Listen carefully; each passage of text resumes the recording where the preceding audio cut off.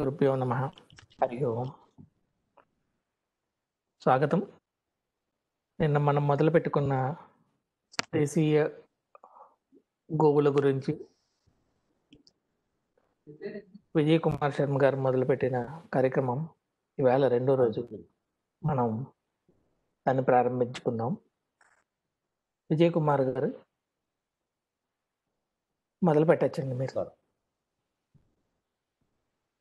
అందరికీ నమస్కారం. నిన్న ధర్మమూలం కార్యక్రమంలో భాగంగా మన రాష్ట్ర గర్వకారణమైన ఒంగోలు జాతి గురించి ప్రశ్నిస్తూ మధ్యలో ఆపేయడం జరిగింది.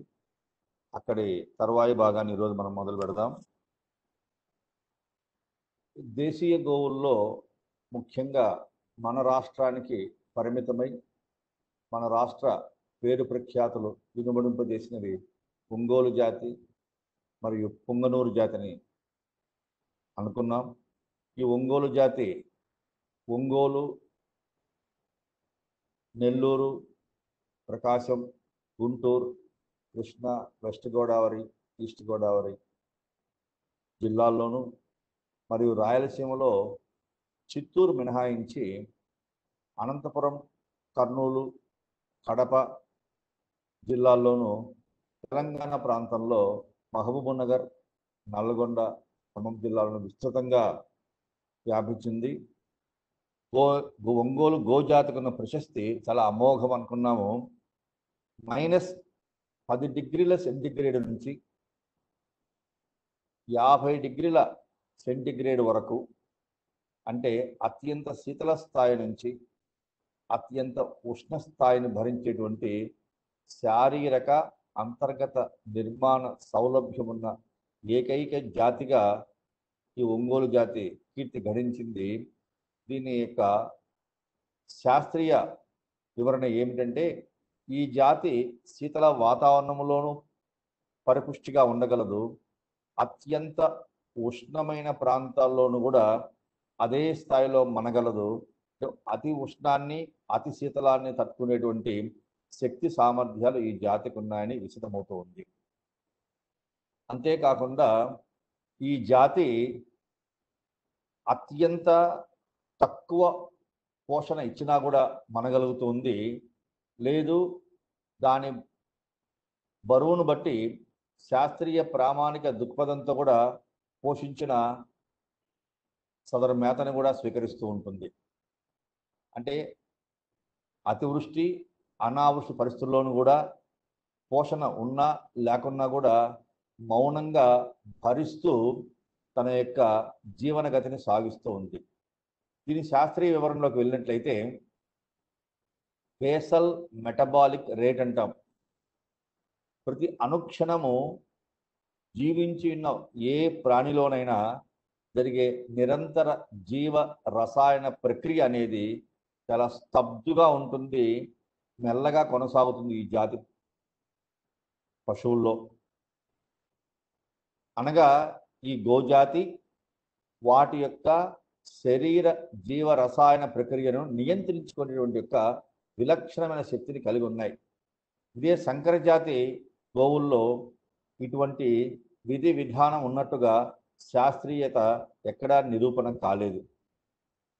అంతేకాకుండా మన దేశీయ గోవులు ఎప్పుడు కూడా ప్రకృతికి అనుగుణంగా ఉంటాయి. ప్రకృతి, మానవులు, పశుగణము, దైవత్వము, ఈ నాలుగింటికి అనుసంధానంగా ప్రకృతిలో ఉండే అంతర్భాగంగా మానవులు.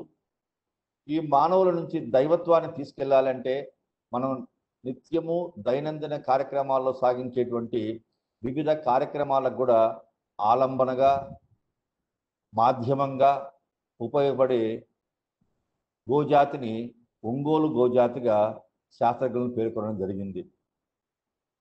ప్రకృతితో మమేకం కావాలి అంటే ప్రకృతిని ఆరాధించాలన్నా, ప్రకృతిని వినియోగించుకోవాలన్నా గోవు తప్పనిసరిగా మన పూర్వీకులు భావించడం చేత గోవు మా లక్ష్మి, గోవు ఆధ్యాత్మిక దేవత, గోవును ఆరాధించండి అని అనాదిగా మనవారు దైవత్వంతో దివ్య ధార్మిక దృక్పథంతో బోధించడం జరిగింది.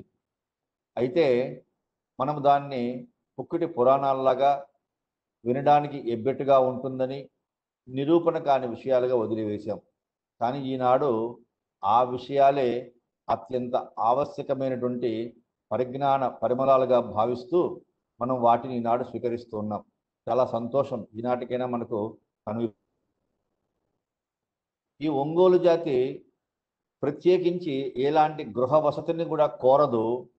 ఎండలోనైనా అలానే ఉంటుంది, శీతలంలో అలానే ఉంటుంది, భూశయనంపై మట్టిపైన, రాళ్లపైన, ఇసుకపైన, కటిక నేలపైన విశ్రమిస్తూ ఉంటుంది. దీనికి శీతల వాతావరణం కూడా అవసరం లేదు. అదే సంకర జాతి పశువులు తీసుకున్నట్లయితే వాటన్నిటికీ ఉష్ణోగ్రత నియంత్రణ చాలా అవసరం. సర్వసాధారణంగా దేశీయ గోవుల యొక్క శరీర ఉష్ణోగ్రత 35 సెంటీగ్రేడ్ డిగ్రీల నుంచి 37 వరకు ఉంటుంది. కానీ సంకర జాతి గోవుల యొక్క శరీర ఉష్ణోగ్రత 28 డిగ్రీల సెంటీగ్రేడ్ నుంచి 32 డిగ్రీల సెంటీగ్రేడ్ వరకు మాత్రమే ఉంటుంది. 32 డిగ్రీల సెంటీగ్రేడ్ పైబడి ఏమాత్రమైన వాతావరణంలో మార్పులు సంభవించినా లేదా తీసుకున్న పదార్థంలో ఘన పదార్థాలు ఎక్కువగా ఉండి లోపల జీర్ణమయ్యేందుకు అధిక ఉష్ణాన్ని ఉద్భవింపజేసినా కూడా సదరు సంకర జాతి గోవులన్నీ కూడా చాలా తీవ్ర అంతర్గత ఉష్ణాన్ని సహించలేక ప్యాంథర్స్ అంటాం, వెనక్కు ముందుకు ఆయాసపడుతూ ఊగుతూ ఉంటాయి. అటువంటి ఆయాస పడడం అన్నది మన దేశీయ గోవుల్లో లేనే లేదు. ఈ సంకర జాతి గోవులకు దేశీయ గోవులకు ఉండే తారతమ్యాలు ప్రశ్నించే ముందుగా మనం ఈ ఒంగోలు జాతి గురించి మరొకసారి మాట్లాడుకుందాం. ఈ ఒంగోలు జాతి ముఖ్యంగా అయితే మనము గో అన్నాం. గో అంటే భూమి అని, వేదమని, సూర్యుడని, ఆవు అని ఒక వంశముగా కూడా మన యొక్క పెద్దలు సంస్కృత పరిభాషలో చెప్తూ ఉన్నారు. గోత్రము అన్నాం. గో త్రాయతే ఇది గోత్ర, గో త్రాయతే అథవా దదాతి సుఖం ఇది గోత్ర అని పెద్దలు చెప్పినట్లయితే ఏ వంశాన్ని అయితే, ఏ జీవి వంశం అన్నప్పుడు మనం ఏదో పవిత్ర భావం కాకుండా ఏ కుటుంబానికైతే అన్నపానాదులు ఇచ్చి కావలసిన కనీస సౌకర్యాలు, ఆలంబన, ఆర్థిక పరిపుష్టి, ఆహార వనరులు చేకూర్చి ఆ కుటుంబం నశించిపోకుండా కాపాడుతుందో, అంటే కుటుంబ రక్షణ చేసేదాన్ని మన వారు వంశరక్షణ అని చెప్పారు, గోత్ర రక్షణ అన్నారు. అది కూడా గోవు ద్వారానే సాధ్యమవుతుంది అన్నాం. ఇక్కడ మనము శాస్త్రీయంగా మాట్లాడుతూ కాస్త ఆధ్యాత్మికంగా ఎందుకు చెప్పుకున్నామయ్యా అంటే, ఈ ఆధ్యాత్మిక పరివర్తనలో గోవు నుంచి లభించే పదార్థాలు ముఖ్యంగా 5 ఉన్నాయి. ఆవు పాలు, ఆవు పెరుగు, ఆవు నెయ్యి, ఆవు మూత్రము, ఆవు మయము, గోమయము లేదా పేడ. ఈ 5 పదార్థాలను పంచగవ్యములు అని పిలవడం జరిగింది. ఈ పంచగవ్యములో 3 పొదుగు నుంచి వస్తాయి. ఒకటి పురుషం నుంచి వస్తుంది, మరొకటి మూత్రం లభిస్తుంది. ఈ 5 ద్వారా కూడా మొదటి 3 మానవునికి తన జీవన రక్షణార్థం ఉపయోగపడుతూ ఉంటే మిగతావి 2 పంటకు, పంట సంరక్షణకు, పంట వర్ధనకు ఉపయోగపడుతున్నాయి. అందువల్ల గోవు మానవునికి ఆహారం మాత్రమే కాకుండా పంటకు కూడా ఉపయోగపడుతుంది. కాబట్టి పాడి పంటతో పాటు మానవుడి ఇంట కూడా సౌభాగ్యం ఉంటుందని మన వాళ్ళు చెప్పడం జరిగింది. అయితే ఈ జాతిని పెద్దలు కొన్ని లక్షణాలు బట్టి ఇది ఒంగోలు జాతి అని చెప్పడం జరిగింది. ఈ ఒంగోలు జాతికి ఉండే విశిష్ట లక్షణాలు ఉన్నాయి.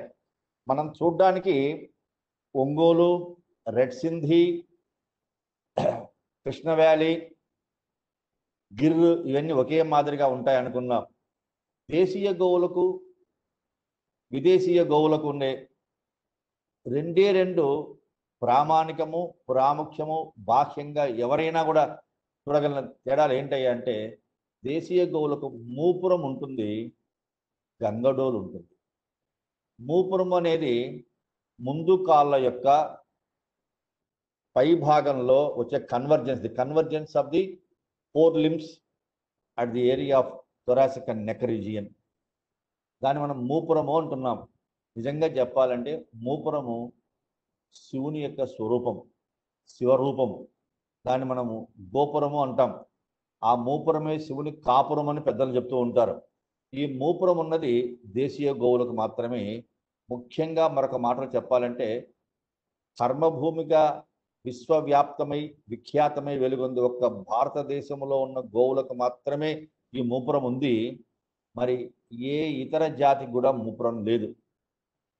మన దేశం నుంచి ఇతర దేశాలకు విస్తరించబడినటువంటి అనగా మన ఒంగోలు, రెడ్ సింధీ ఇటువంటి జాతులన్నీ బ్రెజిల్, యుఎస్ఏ, యూకే రమారమి 14 దేశాల వారు 1885 పైబడి నుంచి 1900 సంవత్సరంలోనే తీసుకెళ్ళిపోయారు ఈ జాతులన్నీ కూడా.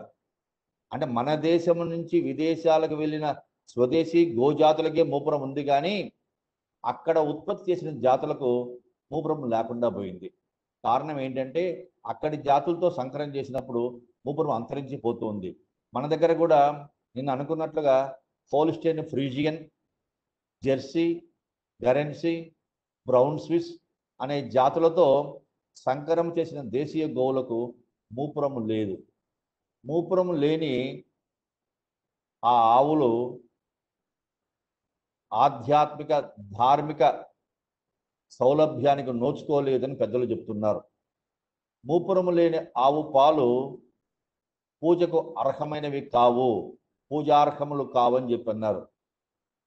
తద్వారా మూపురము లేని గోవులన్నీ కూడా ఆవులుగా పరిగణిస్తూ, మూపురం ఉన్నటువంటి ఆవులన్నింటినీ కూడా గోవులుగా కీర్తిస్తూ మన వాళ్ళు అందువల్ల గోవు అంటే మూపురం ఉన్నది, ఆవు అనగా మూపురము లేనిదని ధార్మికవేత్తలు పేర్కొనే విధానంగా మీ ముందు తెలియజేస్తున్నాను. ఇకపోతే ఆవులకు గంగడోలు ఉంటుంది. గడ్డము దగ్గర మొదలయ్యి గడ్డం లగాయతు ముందు కాళ్ళ వరకు మెడ క్రింది భాగంలో విస్తృతంగా వ్యాప్తి చెంది ఒక విసనకర్రలాగా లేదు ఒక తోరణములాగా అటు ఇటు వయ్యారంగా కొయ్యలు సొగసులతో ఊగుతూ బాగా దళసరిగా ఉంటూ శరీరానికి జంతువుకు చక్కని ఆకృతిని అందాన్ని కలుగజేస్తూ నడకలో ఆహ్లాదాన్ని చేకూర్చేటువంటి దాన్ని గంగడోలుగా పేర్కొన్నాము. ఈ గంగడోలు ఉన్న జంతువులన్నిటికీ కూడా ఉష్ణ నియంత్రణ విధానం వాటి పరిధిలో ఉంటుంది. -10°C ఉన్నప్పటికీ +50°C ప్రవేశించినప్పటికీ కూడా ఆ ఉష్ణాన్ని నియంత్రించుకోవడానికి ఈ గంగడోలును వినియోగిస్తాయి మన దేశీయ గోజాతి. అందువల్ల ఎటువంటి మే రోహిణి కార్తీ ఎండల్లో కూడా రొప్పకుండా అలసి సొలసిపోకుండా అవి స్థిరంగా మనగలుగుతున్నాయంటే ఈ గంగడోలు అందుకు ప్రధాన కారణంగా పేర్కొన్నారు. గంగడోలుతో పాటుగా ఇంకా వృషణాల వద్ద ఉన్నటువంటి చర్మము, అది కూడా ఉష్ణ వికిరణం అంటాం. మనం కండక్షన్, కన్వెక్షన్ అండ్ రేడియేషన్ ఎలా అంటామో ఉష్ణ వాహనము, ఉష్ణ సంవాహనము, ఉష్ణ వికిరణం అంటాం. ఆ మార్గాల ద్వారా ఉష్ణాన్ని బయటికి పంపుతూ ఉంటాయి. సంకరజాతి ఆవుల కన్నా కూడా దేశీయ గోవుల్లో చర్మము క్రిందగానే ఉన్నట్లుగా రక్తనాళాలు చాలా ఎక్కువగా విస్తారంగా వ్యాప్తి చెంది ఉంటాయి. ఈ విస్తారంగా రక్తనాళాలు వ్యాప్తి చెందడం వల్ల ప్రవహించే రక్తంలో ఉన్న ఉష్ణాన్ని అవి ఒక్కసారిగా బాహ్యం వాతావరణంలోకి వదిలిపెడుతూ కూడా తమ శరీర ఉష్ణాన్ని నియంత్రణ చేసుకుంటూ ఉన్నాయి. ఈ గంగడోలు అన్నది సంకరజాతి ఆవులకు లేదు. సంకరజాతి ఒక మూపురము లేదు, గంగడోలు కూడా లేదు. ఈ మూపురము గంగడోలు లేని ఆవు పాలు పూజార్హం కావని మనం ఇప్పుడే అనుకున్నాం. ఇంతే కాకుండా ఈ యొక్క దేశీయ గోవులన్నీ కూడా ప్రకృతి ఆధారంగా ప్రకృతిలో లభ్యమయ్యేటువంటి వ్యవసాయ ఉత్పత్తులు, మరియు ప్రకృతి పరంగా లభించే ఆకులు, అలములు, ఇతరత్ర కొద్దిపాటి కాయలు స్వీకరిస్తూ ఉంటాయి. ఇవి ప్రకృతి పరంగా లభించినవి కాబట్టి శరీరములో తదనుగుణంగా జీర్ణమయ్యే శక్తిని భగవంతుడు ఇచ్చాడు. సంకర జాతి ఆవులు ఏమి మేపినా తింటాయి. ఆ తినడం ద్వారా వాటికు శరీరంలో ఎన్నో మార్పులు సంభవిస్తాయి. కొన్ని రకాలైన వ్యాధులు కూడా వస్తాయి.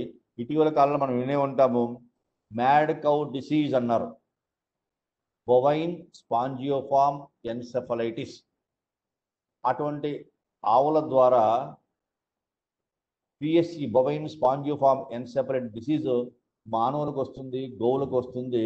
అంటే ఇది ఒక ఎమర్జింగ్ డిసీజ్, అంటువ్యాధిగా మనం దాన్ని పేర్కొంటూ ఉన్నాం.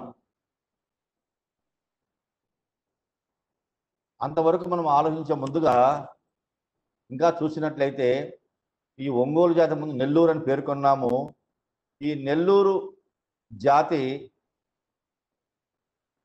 ప్రధానంగా మన వారు పరిగణలో తీసుకొని ప్రతి వ్యక్తి పట్ల కూడా ఆ గోవు మీద భక్తి ప్రపత్తులు పెరగాలనే సదుద్దేశంతో ఈ గోవులను నంది పురుష రూపంగా భావించి ప్రతి శివాలయంలోనూ కూడా ఏర్పాటు చేయడం జరిగింది.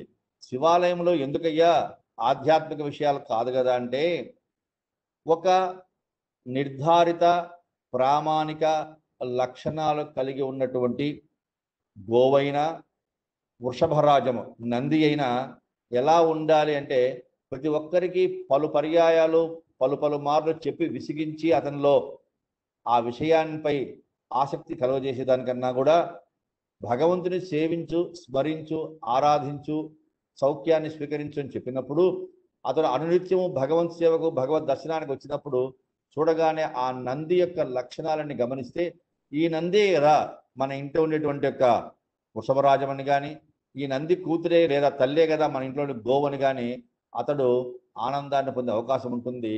మంచి గో జాతి లేదా వృషభ జాతిని ఎంపిక చేసుకునేటప్పుడు నందిని గుర్తు చేసుకునే అవకాశం చాలా గొప్పగా ఉంటుందని మన వారు విషయాన్ని ప్రత్యక్షంగా చెప్పకుండా పరోక్షంగా ఎంతటి మహత్తరమైన సౌభాగ్యాన్ని కలుగజేశారో చాలా గర్హనీయము, గౌరవనీయము, శ్లాఘనీయం కూడా.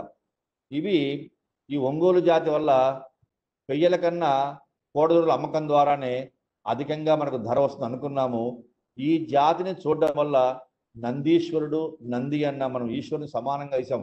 వాస్తవానికి శివుని యొక్క ప్రతిరూపమే నంది కూడా. ఈ యొక్క నంది అత్యంత భక్తి ప్రపత్తులకు, విశ్వాసానికి, మాతృత్వ పోకడలకు విలువైనది కాబట్టి మన వారందరూ కూడా ఈ నందిని చాలా చాలా విభిన్నటువంటి పరిమాణాలలో చాలా దేవాలయాల్లో ఏర్పాటు చేయడం జరిగింది. మనందరము చూస్తుంటాం, మనందరికీ తెలుసు, అనంతపురం జిల్లాలో లేపాక్షి అని ఉంది. లేపాక్షి బసవయ్య లేచి రావయ్య అంటాం. అక్కడ ఏనాడు ఏ మహానుభావుడికి వచ్చిన భావమో కానీ, అక్కడున్న విరూపాక్షేశ్వరుని యొక్క అనుగ్రహమేమో కానీ, ఏకశిలలో అంతటి అద్భుతమైన నందిని చెక్కారు. ఆ నంది మెడలో కూడా చూస్తే రకరకాల, మొదటి వరుస రుద్రాక్షమాలలు, రెండో వరుస పుష్పలతలు, మూడో వరుస, నాలుగో వరుస మన దాదాపుగా గజ్జెలు, గంటలు ఏర్పాటు చేశారు. అంటే శివుని యొక్క ప్రత్యక్షంగా శివుడు వాడే ప్రతి రూపాన్ని కూడా నందిలో అవలోకనం చేశారు. అంతటి పెద్ద నందిని ఏర్పాటు చేశారు. అలా వస్తే నంది పేరుతోనే ఉన్నటువంటి మరొక గుడి ఉంది మనకు కర్నూలు జిల్లాలో. మహానందిలో మహానందీశ్వరుడు అంటాం. అక్కడ ఉండే నంది కూడా చాలా గొప్ప ప్రశస్తమైనది. అలానే అమరావతిలో నంది ఉంది. కాకతీయ సామ్రాజ్యంలో కూడా రామప్ప దేవాలయము, ప్రతాపరుద్రుని శివాలయంలో కానీ పెద్ద పెద్ద నందులు ఉన్నాయి. అంతేకాకుండా చాలా బృహత్తరమైనటువంటి పెద్ద పెద్ద నంది యావత్ భారతదేశంలోనే ఉండేది బృహదీశ్వర టెంపుల్ తంజావూరులో ఉంది. చాముండేశ్వరి హిల్స్లో కూడా నంది ఉంది. బసవన్న గుడిలో ఉంది. ఇవన్నీ ఎందుకయ్యా అంటే మనందరికీ తెలిసిన నందులే, కానీ మన వారు నందికి అటువంటి ప్రాశస్త్యాన్ని చేకూర్చారు. ఇంకొక నంది ఉంది, యాగంటి బసవయ్య లేచి రావయ్య అన్నట్టుగా యాగంటిలో నంది నానాటికి పెరిగిపోతూ ఉందని చెప్పి పెద్దలు అంటున్నారు. వీరబ్రహ్మేంద్ర స్వామి వారి కాలజ్ఞానం ప్రకారము రాబోయే రోజుల్లో నంది బాగా పెరిగితే ఆ యొక్క కలియుగమే అంతమైపోతుంది అన్నారు. ఆ నంది సంవత్సరానికి 2 అంగుళాల మేర పెరుగుతూ ఉందని, ఆ నంది చుట్టూ ఉన్నటువంటి స్తంభాలు కూడా విరిగిపోతూ మనకు కనిపిస్తున్నాయి. ఎందుకయ్యా అంటే నందికి అటువంటి శక్తి ఉంది అన్నారు. Nandi is the symbolic representations of high potential energy and replica of the almighty the lord, the supreme lord Shiva. శివుని యొక్క ప్రత్యక్ష రూపంగా, శివ స్వరూపంగా శివుని అంత శక్తి సామర్థ్యాలు కలిగి ఉంది. నందికి అంత శక్తి సామర్థ్యాలు దేనికయ్యా అంటే ఇక్కడ చిన్న లోకోక్తి ఉంది. ఏంటంటే, అయ్యా కలియుగం వచ్చింది బసవదేవ, నువ్వు భూమి మీదకి వెళ్ళి రోజుకు ఒక్కసారి భోజనము 3 పూట్ల పూజా పునస్కారాలు చెయ్యాలి అని చెప్పిరా అని శివుడు ఆజ్ఞాపిస్తే, బసవేశ్వరుడు భూమి మీదకి వచ్చేలోపు ఏ కారణం చేతనో తడబడి రోజుకు 3 పూట్ల భోజనం చేయండి, 1 పూట మాత్రమే స్నానం చేయండి అని చెప్పినాడని, దాన్ని శివుడు గమనించి కలియుగంలో ఆహార కొరత తీవ్రతగా ఉంటుంది కాబట్టి నేను చెప్పిన విషయాన్ని నువ్వు తారుమారు చేసి చెప్పినందువల్ల దీనికి కారణం నీవే కాబట్టి నువ్వే భూలోకానికి వెళ్ళి నందిగా వెళ్ళి ఆ పొలాన్ని దున్ని వారికి పాడి పంటలు చేకూర్చి వారి ఆకలి తీర్చు అన్నాడని, అప్పుడు నందీశ్వరుడు విలపించగా సాక్షాత్ శివుడు మీరు కైలాసంలో ఉంటే నేను భూలోకంలో ఎలా ఉంటాను నంది విలపిస్తే, నిన్ను వీడకుండా ఉంటాను, నీపైనే నా ఆవాసము నా నివాసం ఉంటుంది, నీ మూపురమే నా స్వరూపంగా ఉంటుందని శివుడు అనుగ్రహించాడని, అప్పుడు నంది ఆనందిస్తూ వచ్చాడని, అందువల్ల శివుని మన దేశవాళీ గోవుల మూపురం మీద ఉన్నటువంటి ఆ గుండ్రటి శివలింగ స్వరూపంగా భాషించే ఆ మూపురమే శివరూపంగా ఉందని చెప్పని, మూపురము లేని ఆవు శివస్వరూపం కాదని, అందుచేత సంకరజాతి ఆవుల పాలు పూజకు అర్హము కావని మన వారందరూ చెప్పడం అనేది కూడా మనం గమనించవలసి ఉంటుంది. ఇంతేకాకుండా సరిగమలు ఉన్నాయి.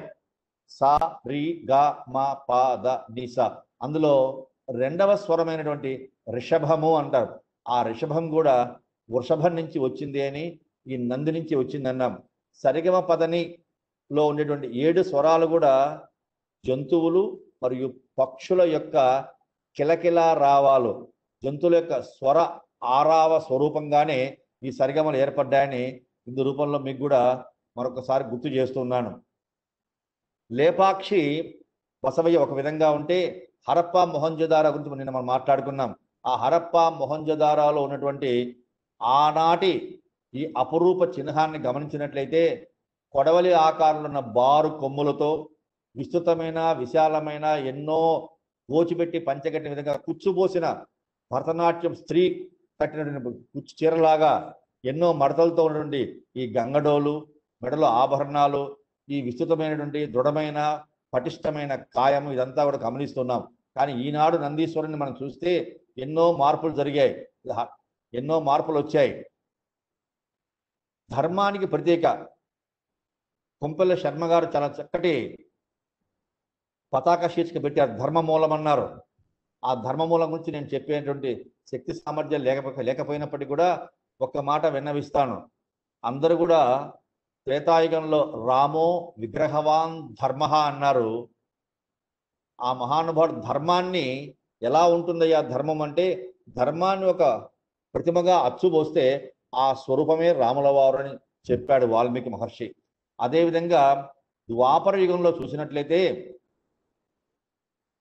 ధర్మ సంస్థాపనార్థం సంభవామి యుగే యుగే, ధర్మ పరిరక్షణ నిమిత్తము నేను తప్పకుండా వస్తానని శాంతనుని యొక్క వంశము సమూలంగా నశించిపోతున్నప్పటికీ కూడా పంచపాండవుల యొక్క అనువంశిక వారసత్వం కూడా కొద్దిగా మిగిలినప్పటికీ కూడా ధర్మ సంస్థాపనకు ఆయుధం పట్టకుండా నిలిచిన ఆ మహానుభావుడు శ్రీకృష్ణుడు కూడా ధర్మ స్వరూపంగా ఉంది. మనం అంటాం ధర్మము రాముల వారి కాలంలో 4 పాదాల మీద ఉండేది అన్నారు. క్రమేణా ఈనాడు 1 పాదం మీద ఉందన్నారు. అంటే గోవు యొక్క 4 పాదాలు 4 వేదాలుగా ఉన్నట్టుగా, 4 వేదాలు 4 ధర్మాలుగా ఉన్నట్టుగాను, ఆవు యొక్క పొదుగులో ఉండేటువంటి 4 స్తన్యములు కూడా, ఆ పాలు చన్నులు కూడా పురుషార్థములు, ధర్మ అర్థ కామ మోక్షములుగా ఉన్నాయని భాషిల్లుతున్నాయన్నారు. అందుకోసమేమో బుద్ధుని యొక్క సేవకుడైనటువంటి అశోకుడు కూడా తన సామ్రాజ్య విస్తరణలో ఆఖరకు అలసిపోయి ధర్మ సంస్థాపన ధ్యేయంగా ఉంటూ ధర్మచక్రాన్ని స్థాపించి అందులో కూడా 24 స్పోక్స్ తీగలు ఉండే విధంగా ఏర్పాటు చేశారు. ఆ 24 కూడా గాయత్రీ దేవి యొక్క మంత్రంలోని 24 బీజాక్షరాలుగా పెద్దలు తెలియజేశారు. 2 ధర్మచక్రాల మధ్యలో ధర్మస్వరూపమైన మన యొక్క వృషభాన్ని కూడా పెట్టారు.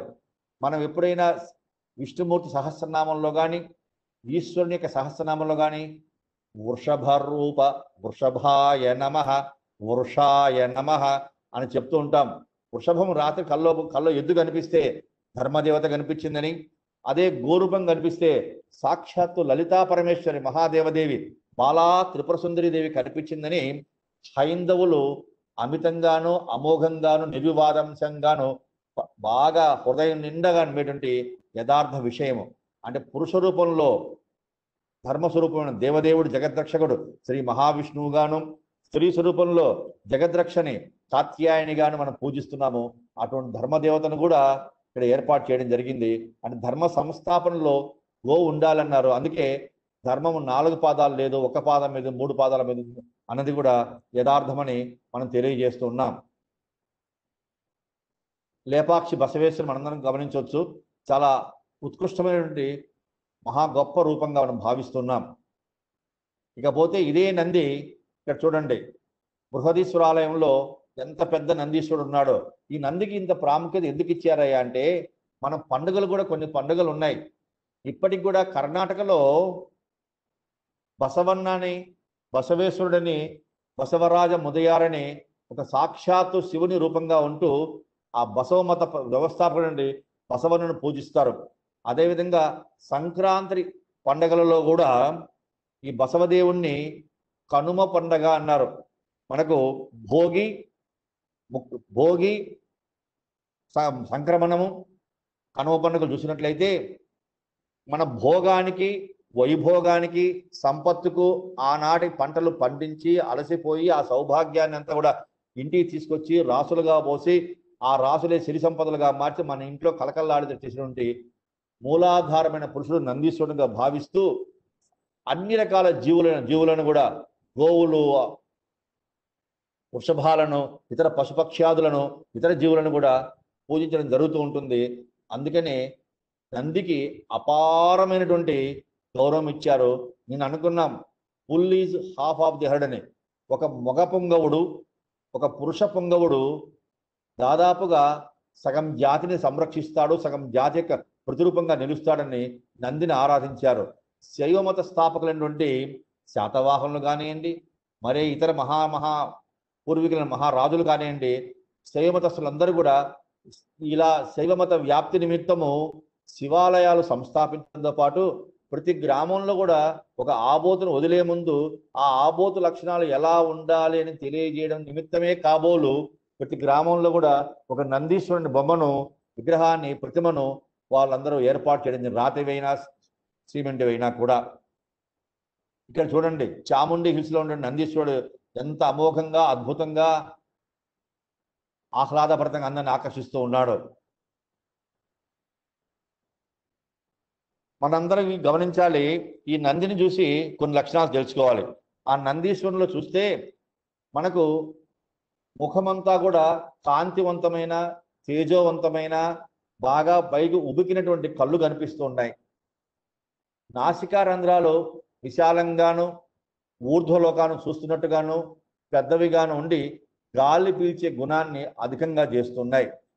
ముట్టె అంటాం, పై పెదవి నల్లని కారుమబ్బులాగా, కాటుకలాగా విపరీతంగా ఆ జాతి యొక్క గొప్పతనాన్ని ప్రజ్వరింపజేసే విధంగా ఉంటుంది. ఒంగోలు జాతిలో ఎక్కువ మంది నవనలుపులు అంటుంటారు. ఒక్క మాట చెప్పాలంటే, అయ్యా 3 బారలు 7 కురసలు 9 నలుపులు ఉండాలి అంటారు. 3 బారలు తర్వాత మాట్లాడుకుందాం. 9 నలుపులు ఏంటి? నలుపులు 9 ఎందుకున్నాయి అని కూడా ఒక సందేహం ఉంది. గోవు యొక్క లేదా ఒంగోలు ఎద్దు యొక్క శరీరాన్ని ఒక్కసారి మనందరం పరిలోకించినట్లయితే పై పెదవి సంపూర్ణంగా కారుమపుతో నల్లగా ఉంటుంది. ముక్కు లోపలి పొరలు సైతం కూడా. కింది పెదవి నలుపుగా ఉన్నట్లయితే మంచిది, నలుపు లేకపోయినప్పటికీ కూడా తప్పు మాత్రం కాదు. పై పెదవి మాత్రం ఎక్కడ కూడా ఒక్క చుక్కైనా తెలుపు ఉండరాదు, అంతా నలుపు ఉండాలి. అదేవిధంగా ఈ యొక్క నంది లేదా గోవు యొక్క చెవులు లోపలి భాగం అంతా, చెవుల కొస భాగం అంతా కూడా నూనూగు రూపమంతా కూడా లేత నలుపు వర్ణంలో ఉండాలి. అంటే చెవు నలుపు, కొస నలుపు అంటే కొస అంటే కొద్దిగా కాబట్టి కొస నలుపు. చెవు అంతా నలుపుగా ఉండదు. చెవుల యొక్క అంచు భాగం, చెవులకు అంచు అలంకరణ చేసిన విధంగా నలుపుగా ఉంటుంది. అంతేకాకుండా కళ్ళు ఎప్పుడన్నా కూచిపూడి లేదా ఇతరత్ర భరతనాట్యం చేసే స్త్రీలను చూస్తే ఆకర్షణీయంగా ఉండేది కారణము కళ్ళకు కాటుక అందము అన్నారు పెద్దలు, దేవులపల్లి శాస్త్రి గారు. అదేవిధంగా ఈ యొక్క నందికి లేదా గోవుకు కంటి చుట్టూ నల్లటి కనుగుడ్డు ఉండాలి, తెల్లటి పొర మధ్యలో ఉండాలి. కను రెప్పలన్నీ కూడా నల్లగా ఉంటాయి. కంటి చుట్టూ కూడా అరంగుళము నుంచి అంగుళము పరిమాణంలో కాటుక దిద్దినట్లుగా ఉంటాయి. కళ్ళు వచ్చేసరికి గుండ్రంగా ఉంటాయి, మీనకళ్ళు ఉంటాయి, లేదు నెమలి ఆకారపు కళ్ళు కూడా ఉంటాయి. ఆ కళ్ళను సునిశ్చితంగా మనం పరిశీలిస్తే గుండటి నేత్రాల, మయూరంలా కూడా నీలి నేత్రాల, వాలు నేత్రాల అని తెలుస్తుంటుంది. ముట్టె అంటే పై పెదవి, కళ్ళు, చెవులు 3 తలలో నలుపులు కనిపిస్తున్నాయి. ఇంతేకాకుండా మిగిలిన నలుపులు ఏంటంటే మోకాళ్ళు, ముందు కాళ్ళ దగ్గర మోకాళ్ళు, ముంజేతులు అంటాం, మణికట్టు ప్రాంతంలో అంటే కాళ్ళకు గజ్జలు పెట్టే ప్రాంతంలో సైంటిఫికల్గా అయితే పెట్లక్ జాయింట్ అండ్ ప్యాస్టన్ జాయింట్స్ అంటాం. పిల్లగట్టల పై భాగంలో నలుపుగా ఉంటాయి. మోకాళ్ళు, ముంగాళ్ళు లేదా ముంజేతులు. అదేవిధంగా వెనుక కాళ్ళకు కూడా మోకాళ్ళు, ముంజేతులు ఉంటాయి. ఇక్కడికి మనకు దాదాపుగా 5 భాగాలు వచ్చాయి. పై పెదవి, కళ్ళు, చెవులు, మోకాళ్ళు, ముంజేతులు. పురుషాంగము, ఎద్దులకైతే పురుషాంగం అంటే ఈ యొక్క జననేంద్రియ వ్యవస్థలో ఈ యొక్క పురుషాంగాన్ని బయటికి తీసే దగ్గర ఆ పురుషాంగం చుట్టూ కూడా నల్లటి ద్వారబంధం ఉంటూ నల్లని వెంట్రుకలు ఉంటాయి. అది ఇక్కడ ఎద్దుల్లో పురుషాంగం చుట్టూ నలుపుగా ఉండాలి. ఆవుల్లో పురీషం చుట్టూ నలుపుగా ఉండాలి, మర్మాంగం చుట్టూ నలుపుగా ఉండాలి. జననేంద్రియ వ్యవస్థ ఆవుల్లోనూ, జననేంద్రియ వ్యవస్థ వృషభాల్లోనూ కూడా నలుపుగా ఉండాలి అన్నారు. ఇకపోతే ఇంకా ఒక గొప్ప లక్షణం ఉంది. శరీరం అంతా కూడా పౌర్ణమిని, కార్తీక పౌర్ణమి నాటి చంద్రునిలాగా, శరత్కాలపు ఆరబోసిన వెన్నెల్లాగా, అప్పుడే కూర్చున్న మంచులాగా, మల్లె పువ్వులాగా, లేదు స్ఫటికములాగా మెరిసిపోతూ మురిపింపజేసినటువంటి ఆ శరీర ఛాయ చాలా గొప్పది ఒంగోలు జాతుకున్నటువంటిది. ఆ శరీర ఛాయ అందరినీ ఆకర్షింపజేస్తూ ఉంటుంది. మనలో ఉన్నటువంటి విపరీతమైన బిఎస్సి డిగ్రీ అంటాం, blood pressure, sugar and hyper tension, ఇవన్నీ కూడా ఈ రోజుల్లో మనందరికీ సర్వసాధారణం అయిపోయినటువంటి ఒక ఆవును చూసినా, ఒక గోవును చూసినా, ఒక పాలను చూసినా, ఈ యొక్క అపురూప లావణ్య ముగ్ధ మనోహర సౌందర్యాన్ని మనం చూసినా కూడా మనలో ఉన్న బీపీ అంతా కూడా కుదుటపడుతుంది, శమించిపోతూ ఉంటుంది. అటువంటి దివ్య స్వరూపాన్ని భగవంతుడు ఈ జాతికి ఇచ్చాడు. మల్లెపూ లాంటి వర్ణం ఇచ్చాడు. సన్నని చిన్నని వెంట్రుకలతో సిల్కులాగా మెరిసిపోతూ నవనవలాడుతూ ఆ జాతికి అపురూపమైన చర్మాన్ని ఇచ్చాడు. ఆ శరీర చర్మమంతా తెల్లగా ఉన్నట్లయితే పెరుగులాగా మెరిసిపోతూ ఉంటే తోక కుచ్చు మాత్రం నల్లగా ఉంటుంది. ఆ జలతారు కుచ్చులాగా, పట్టు కుచ్చులాగా ఒంగోలు జాతికి శరీరమంతా తెలుపు, ఒక్క తోక కుచ్చు, స్విచ్ ఆఫ్ ది టెయిల్ అంటాం, తోక యొక్క చివరి భాగం అగ్రభాగం బాగా నలుపుగా ఉంటుంది. ఈ నవనలుపులు ఇవి: పై పెదవి, కళ్ళు, చెవులు, మోకాళ్ళు, ముంగాళ్ళు, జననేంద్రియ భాగము, ఆవుల మర్మాంగము, తోకకుచ్చు. అన్నిటికీ మించి ఏకైక భాగం ఉంది గోవులలో సెలక్షన్లో కానీ ఎద్దుల సెలక్షన్లో కానీ. వృషణాల తీరు మానవుని యొక్క ఆహ్లాదాన్ని ఆకట్టు అని పెద్దలు చెప్పారు, గుర్తు రాలేదు అది. సేరు యొక్క అంటే వృషణాల యొక్క కింది భాగం కూడా లేతగా నలుపు రంగులో ఉంటుంది. పై సగం ఎరుపు రంగులో ఉంటుంది, కింది భాగం అంతా నలుపుగా ఉంటుంది. ఇది ఒంగోలు జాతికున్న నవనలుపులు, 9 నలుపులు. ఎందుకయ్యా ఈ నవనలుపులే పెట్టారు అంటే, ఆవు లేదా నందీశ్వరుడు అనే యొక్క ఈ మహత్తర పూజనీయ స్వరూపము బ్రహ్మగారి యొక్క సృష్టిలో లేదని, ఇది బ్రహ్మ విష్ణు శివులు కలిసి సర్వదేవతలందరూ కూడా యజ్ఞం ఆచరిస్తే అప్పుడు ఉద్భవించినటువంటి మహోత్కృష్టమైన స్వరూపంగా భావిస్తూ ఈ తల్లిని, ఈ గోమాతను అనఘా అన్నారు. పాపాలు లేకుండా చేస్తుందని, అగ్నిలో ఉద్భవించింది కాబట్టి అగ్ని సంభవి అని కూడా పేర్కొన్నారు. లేదు, ఈ ఆవు చుట్టూ మంచి మంచి వాసన వస్తూ ఉంటుంది ఎప్పుడు కూడా అని చెప్పి కొంత ఋషులు గమనించి ఆవును కూడా సురభి అని పిలిచారు. ఈ ఆవులకు ఇంతటి పవిత్రమైన రూపం ఉంది కాబట్టి ఈ తల్లిని మన వారు సుగుణాల రాశిగా భావించి సుశీల అని కూడా చాలామంది పేర్కొన్నారు. లేదయ్యా, నా కన్న కొడుకు కన్నా అందంగా ఉందని చెప్పి మరికొందరు సునంద అని పిలిచారు. ఈమె నడక కానీ ఈమె మనస్సు కానీ గంభీరంగా ఉంటుంది, చాలా సంతోషంగా ఉంటుంది, ఆకర్షణీయంగా ఉంటుందని మరికొందరు సునంద అని పిలిచారు. ఇవన్నీ ఎందుకయ్యా? మేము క్షీరసాగర మదనం చేశాం అమృతం నిమిత్తము. ఆ అమృతం సమయంలో విషం వచ్చినా కూడా ఆఖరుకు అమృత తుల్యమైనటువంటి మనకు అమృతం లభించింది. ఆ అమృతంతో పాటు ముందుగా ఏమొచ్చాయి? ఐరావతము, కల్పతరువు, కామధేనువు, ఉచ్చైశ్రవము, చంద్రుడు, మహాలక్ష్మి ఇవన్నీ లభించాయి. కాబట్టి క్షీరసాగర మదనంలో ఈ యొక్క కామధేను వచ్చింది. కోరిన కోరికలు, కామము అంటే కోరిక, ఏ కోరిక కోరినా తీరుస్తుంది. ధేనువు దదాతి ధేనువు అన్నారు, ఇచ్చే తల్లిని ధేనుగా చేస్తున్నాము, కామధేను అని పూజించారు.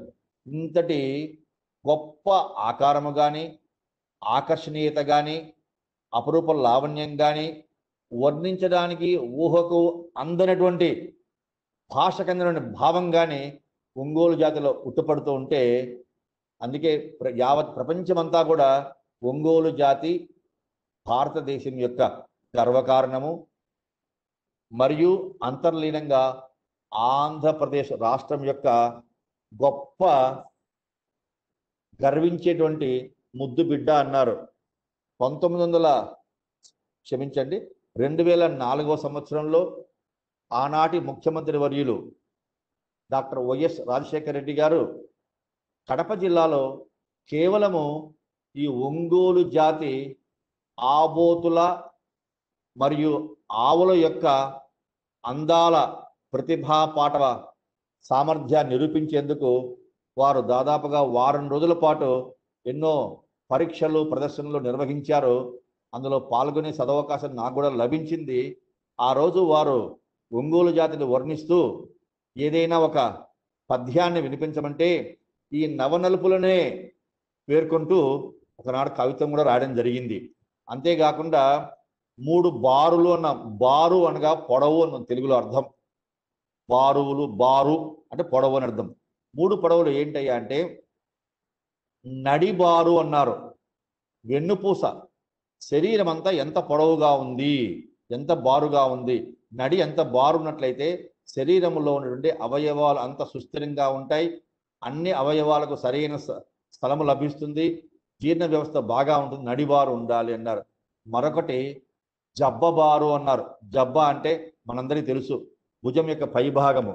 ఈ యొక్క జబ్బబారు బాగా ఉంటే కాలు కదలికలు బాగా ఉంటాయి, సంయమనం బాగా ఉంటుంది, ఈ యొక్క నడక బాగా ఉంటుందని జబ్బబారు ఉండాలన్నారు. ఆ తర్వాత కాలు బారు అన్నారు.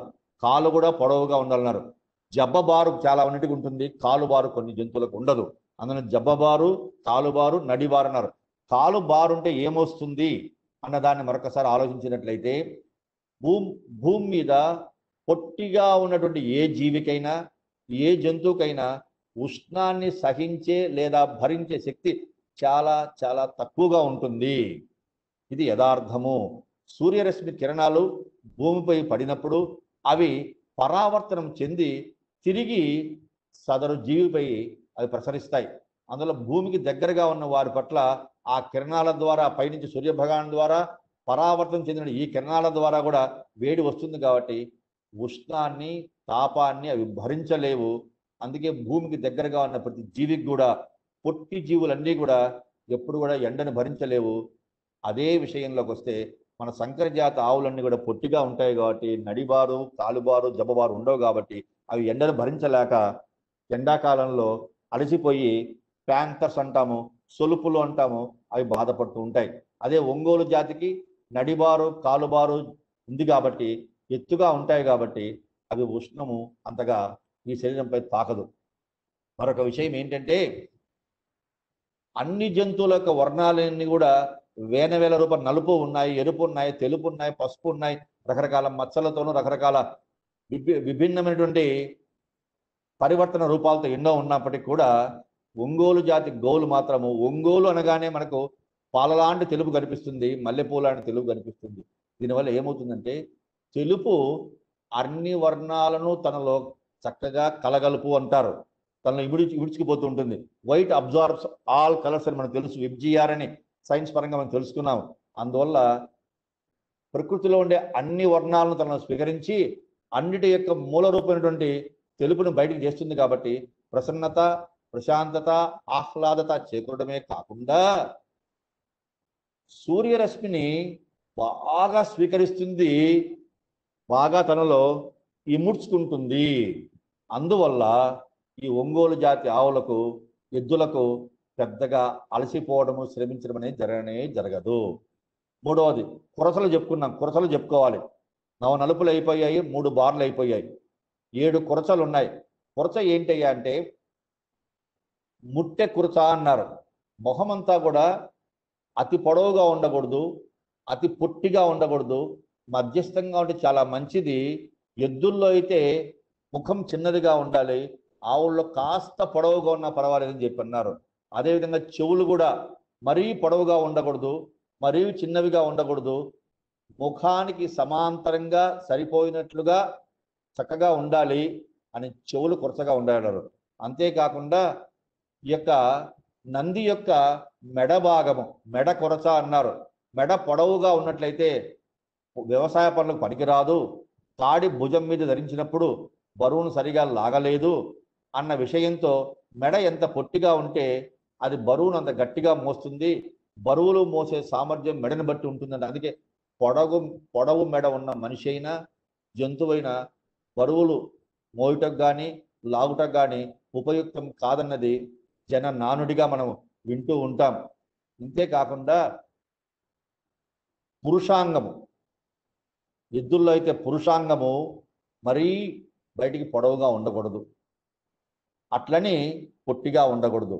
పురుషాంగం యొక్క ప్రవేశ ద్వారము కానీ బాహ్య ద్వారము కానీ బొడ్డుకు అంటుబొడ్డు మరి అతుక్కొని ఉండకుండా, మరి భూమి వైపు వేలాడుతున్నట్టు కాకుండా బొడ్డు నుంచి వేలాడుతూ 1-2 అంగుళాల లోపుగా ఉండి గట్టిగా పట్టుకున్నట్లయితే దాదాపుగా 20 to 30 డిగ్రీ యాంగిల్లో బాడీకి యొక్క పెనిస్ అంటే పురుషాంగానికి ఉన్నట్లయితే ఆవుతో సంకరము చెందుతున్నప్పుడు సంకరానికి ఈ పురుషాంగానికి జననేంద్రియాలకు అనుకూలంగా ఉంటుంది అని పెద్దలు ఆ విధంగా తేల్చి చెప్పడం జరిగింది.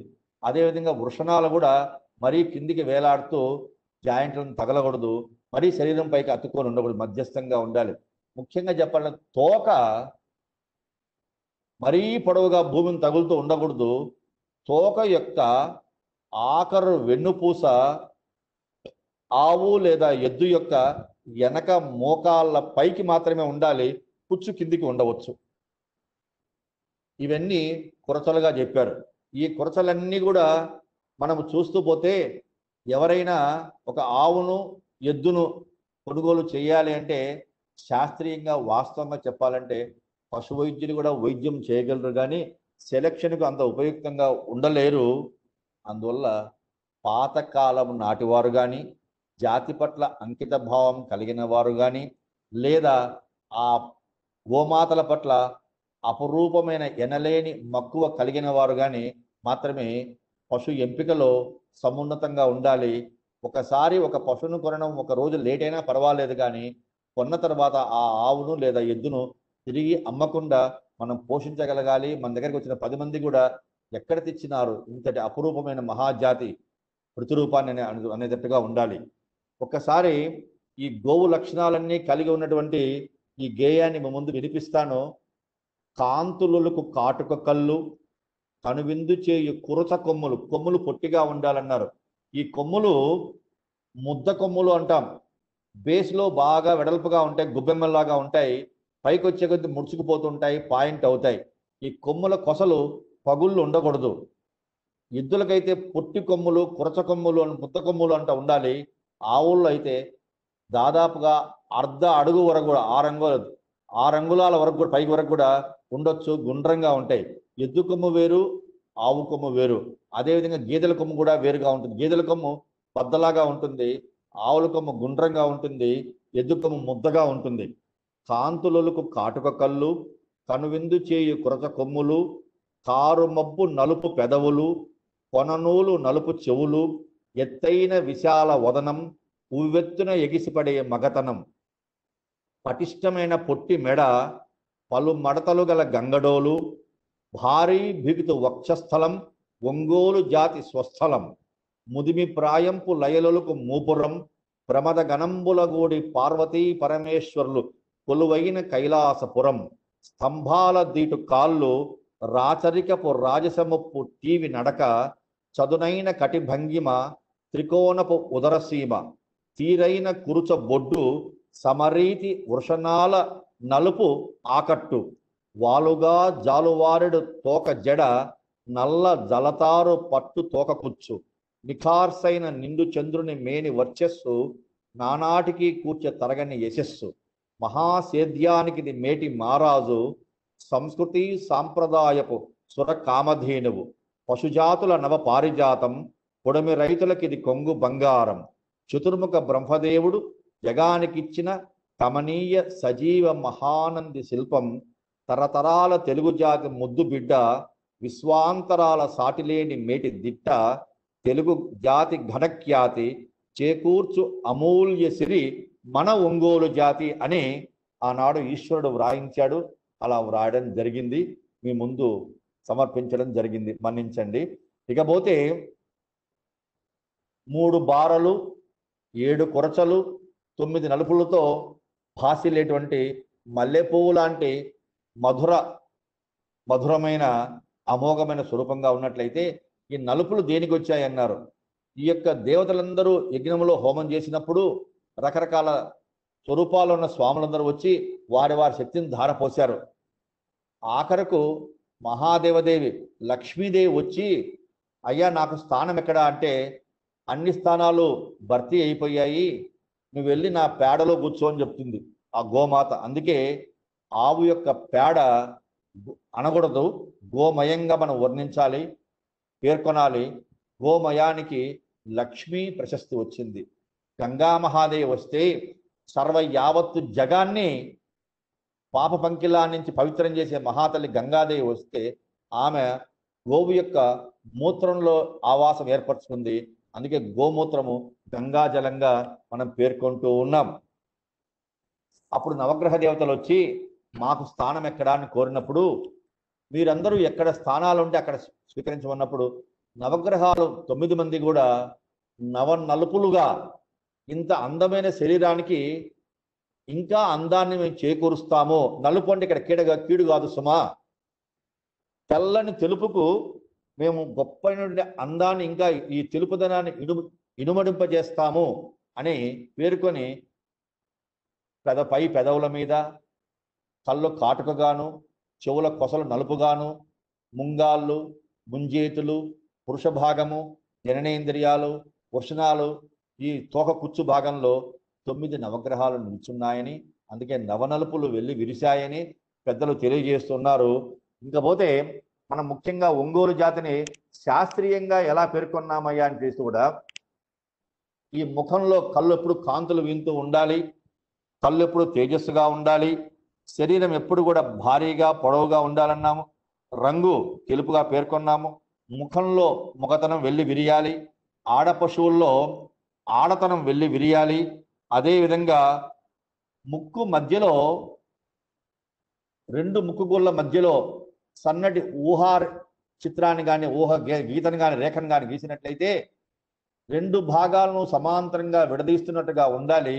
ఆ 2 గీతలు వెళ్ళి కొమ్ముల మధ్యలో ఉన్న బుడిప, దాన్ని మనం నకల కృష్ణ సైన్స్లో పిలుస్తాము, కొమ్ముల మధ్యలో నొసలు అంటాం, అక్కడ కలవాలి, అంత గొప్పగా తెలియాలి. అంతేగాని ముక్కు దూలము లోపలికి వంగినట్టు కానీ మరియు పైకి ఉబ్బెత్తినట్టు కానీ ఏమాత్రం ఉండకూడదు. చెవులు కూడా మరీ పొడవుగా కానీ పొట్టిగా కానీ ఉండకుండా లేత నలుపుతో ఉండాలి. చెవుల చుట్టూ కూడా పట్టులాంటి చిన్న చిన్న వెంట్రుకలు ఉండాలి. కొమ్ములు పొట్టిగా బలిష్టంగా పగుళ్ళు లేకుండా ముద్ద కొమ్ములుగా ఉండాలి. మెడ చిన్నదిగా ఉండాలి. మూపురము శివుని యొక్క స్వరూపం కాబట్టి ఆ శివలింగం ఎంత గొప్పగా ఉంటుందో అదే విధంగా మూపురం ఉండాలి. అంటే మూపురము గుండ్రంగా స్థిరంగా తన యొక్క ఆకారాన్ని, గాంభీర్యాన్ని, ఆనందాన్ని మనకు ప్రస్ఫుటింపజేసేలాగా ఒక ముద్దగా ఉండాలి. అంతేగాని కుడివైపు సొట్ట, ఎడం వైపు సొట్ట, లేదా ఏ వైపుకైనా వాలి ఉండినట్లయితే సదరు పశువు యొక్క హార్మోన్స్, శరీర అంతర్భాగ నియంత్రణ, రసాలు, ద్రవాలు కూడా సరిగా లేవని కూడా తెలియజేస్తున్నారు. మూపురము వాలిన మూపురం ఉన్నటువంటి గోజాతి లేదా వృషభ జాతిని ఎవరు కొనరు. ఎందుకంటే ఆ ఆవులో శరీరం యొక్క పటిమ సన్నగిల్లిందని అందరూ చెప్తూ ఉంటారు. వీపు పొడవుగా విశాలంగా ఉండాలి. వెనక తొడభాగం కూడా ఒక మనిషి ఇస్తరాక వేసుకొని కూర్చునే విధంగా వెడల్పుగా ఉండాలి. అంతేగాని తోక వైపుకు ఒక్కసారిగా మన పీటలాగా ముడిపడినట్టు జారిపోకూడదు. తోక కటివలయం 2 ఎముకల మధ్యలో ఉబ్బెత్తుగా పెద్దదిగా ఉంటూ ఆ రంధ్రాన్ని, ఆ భాగాన్ని మొత్తం మూస్తూ ఉండాలి. అంటే పేడ వచ్చే పురుషం యొక్క బాహ్య ద్వారాన్ని పరిపూర్ణంగా మూస్తూ ఉండాలి. బొడ్డుపైన చర్మం చిన్నదిగా ఉండాలి. తోక యొక్క పుచ్చు మాత్రమే మోకాల కింద ఉండాలి. వెనుక కాళ్ళు కానీ ముందు కాళ్ళు కానీ ఒకదానికొకటి రాసుకోకూడదు. అలా cross or matching of legs is not recommended, అది పనికిరాదు. చర్మం విషయానికి వస్తే చర్మము మన వెల్వెట్ క్లాత్ లాగా మెరిసిపోతూ మెత్తగా పలుచగా ఒక రకమైన ఆకర్షణీయమైనటువంటి వర్ణాన్ని కలిగి ఉండాలి. గేదె చర్మం మొద్దుగా ఉంటుంది, మందంగా ఉంటుంది. గోవు యొక్క చర్మం పలుచగా ఉంటుంది, చాలా తేలికగా ఉంటుంది. ఈ చర్మానికి తెల్లగా ఉండడం వల్ల అందరూ ఆకర్షింపబడతారు. అదేవిధంగా క్రిమి కీటకాదులు కూడా వచ్చి ఆకర్షింపబడుతూ ఉంటాయి. ప్రకృతి గమనించండి ఎంత గొప్ప వైచిత్ర్యం ఉందో. ఇతర మనకు దాదాపుగా ఫ్లీస్, మస్కిటోస్ ఇలా ఎన్నో చెప్పరాని వివిధ జాతులటువంటి పెస్ట్స్ ఉన్నాయి. ఇవన్నీ రకరకాల ఇతర సంకర జాతి గోజాతులు కూడా ఆశ్రయించి ఉంటాయి. కానీ ఒంగోలు జాతి గోవులకు వ్యాధుల తీవ్రత చాలా చాలా తక్కువ. దేశవాళీ గోవులకు వ్యాధులు రావని కాదు, వస్తాయి. సంకర జాతి ఆవులకు వచ్చే వ్యాధుల్లో 25% మాత్రమే వస్తాయి, మిగతా వ్యాధులు రావు. కారణం ఏంటంటే ఈ వ్యాధి వ్యాపక మాధ్యమాలైనటువంటి ఈ పరాన్నజీవులన్నీ కూడా శరీరంపై ఎప్పుడు వాలి అందులో ఉన్నటువంటి గుడ్లను కానీ అందులో ఉన్న పరాన్న జీవుల యొక్క ప్రతిరూపాలను కానీ శరీరంలోకి చూపడానికి ప్రయత్నం చేస్తే స్వేద గ్రంథులు ఈ తెల్లని గోజాతుల్లో శరీరమంతా వ్యాపించి ఉండడం వలన ఈ స్వేద గ్రంథుల నుంచి ఒక రకమైన సువాసన భరితమైన పరిమళ భరితమైన ఒక స్రావము ద్రవము ఉద్భవిస్తుంది. దాని ద్వారానే సురభి అని పిలిచారని ఇందుకు అనుకున్నాము. ఆ స్రావం వల్ల శరీరం అంతా కూడా నూనె పూసినట్టుగా ఉండి ఏ పరాన్న జీవి కూడా దేశీయ గోవులపై తన యొక్క పాదాన్ని మోపలేదు లేదా శరీరం మీద అతుక్కోలేదు. తద్వారా వ్యాధులను వ్యాప్తి చేయజాలదు.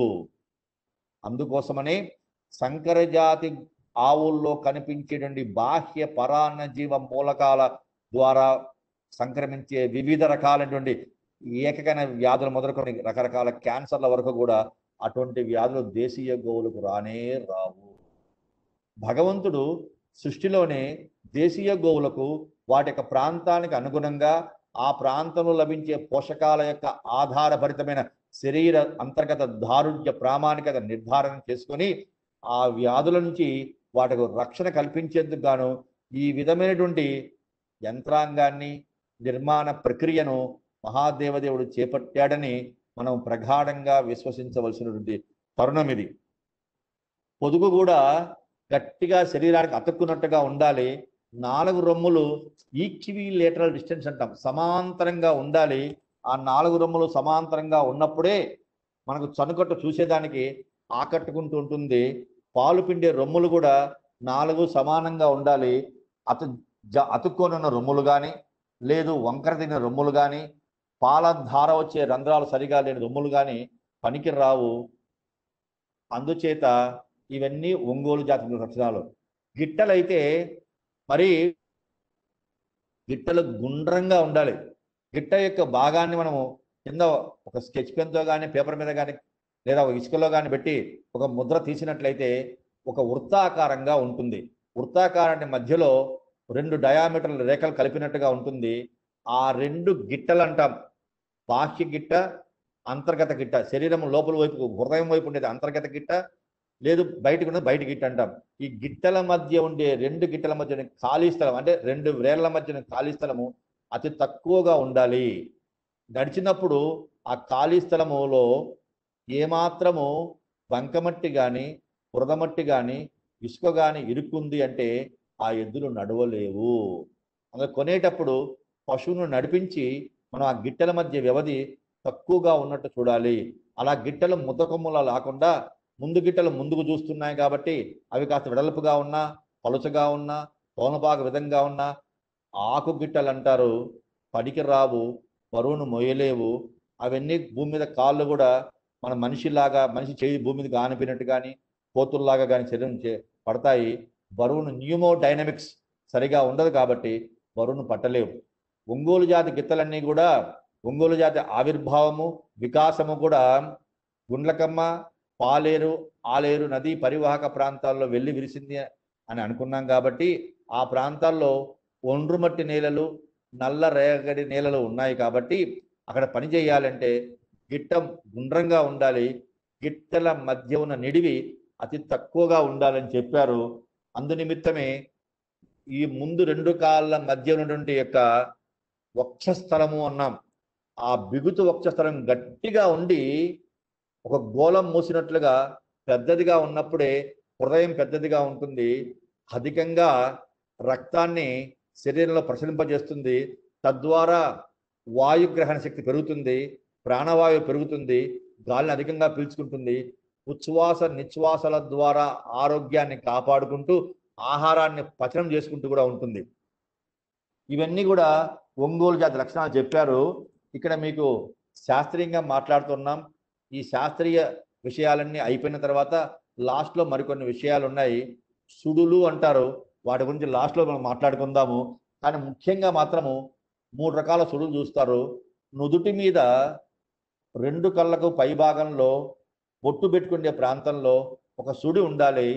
బ్రహ్మ, విష్ణు, మహేశ్వరులు ఎలా అయితే సృష్టి స్థితి లయకారకులుగా జగద్విదితం అయిపోయారో అదేవిధంగా బ్రహ్మదేవుని యొక్క స్వరూపంగా బొట్టు రూపంగా నొసలకు కింది భాగంలో ఒక సుడి ఉంటుంది.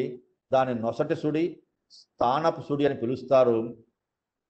రెండవ సుడి మూపురానికి వెనుక భాగంలోనూ బొడ్డుకు పైభాగంలోనూ ఉంటుంది. దాన్ని ధాన్యపు సుడి లేదా విష్ణు సుడి అంటారు. మూడవ సుడి పేడ వచ్చే మార్గం ఆసనము అంటాము.